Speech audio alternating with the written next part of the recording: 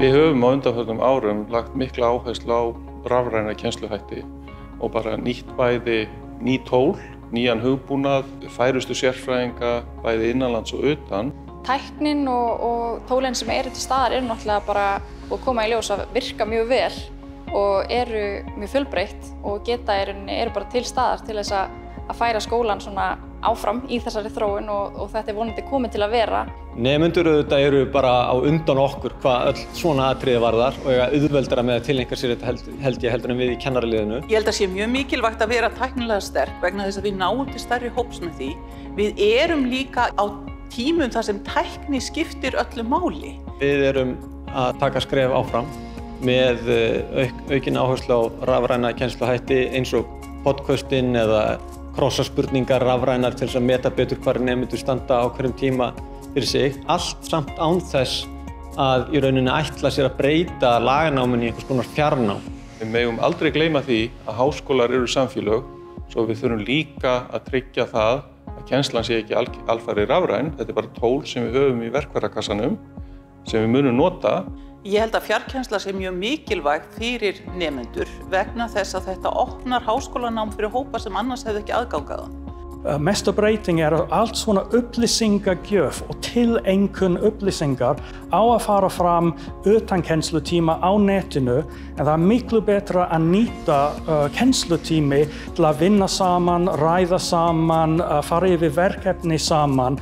Við þurfum að hafa fólki hjá okkur, við þurfum að tryggja það að við séum með nemendur í kennslustofunum, það sé umræða, það sé samfélag og það mun líka hjálpa okkur áfram. Í COVID var þetta að sjálfsögðu mikið átak og ég verð að segja að það gekk miklu betur en ég var að búast við. Mér fannst skólinn takast vel á við þessa krísu, ef við getum kallað sem svo, sem ég held að sé alveg viðeigandi.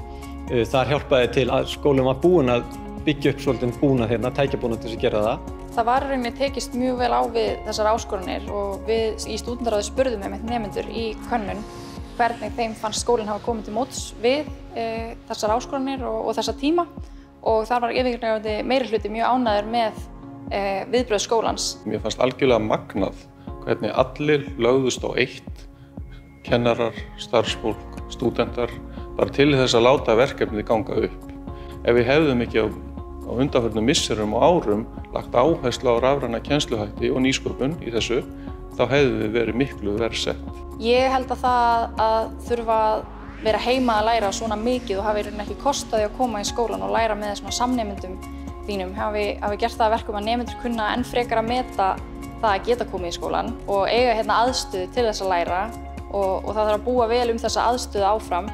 En þeir hafa líka kunnað að meta fjölbreytnina í því að geta síðan haft valið að vera bara heima, sinna náminu þar og hafa svona meiri frelsi í því hvernig þeir haga sínu svona námsskipulagi og námsfyrirkomulagi. Reynslan af þessum breytingum sem við höfum farið í gegnum í tengslum við faraldurinn mun örugglega nýtast okkur í framhaldinu. Draumastaðan í háskóla sem væri með allt er bara frelsið og fjölbreytileikinn og að skapa í rauninni umhverfi sem allir geta þrifist í og geta aðlagað sér sjálfum. Og ég held að það sé klárlega eitthvað sem við séum að sjá gerast núna bara á næstunni.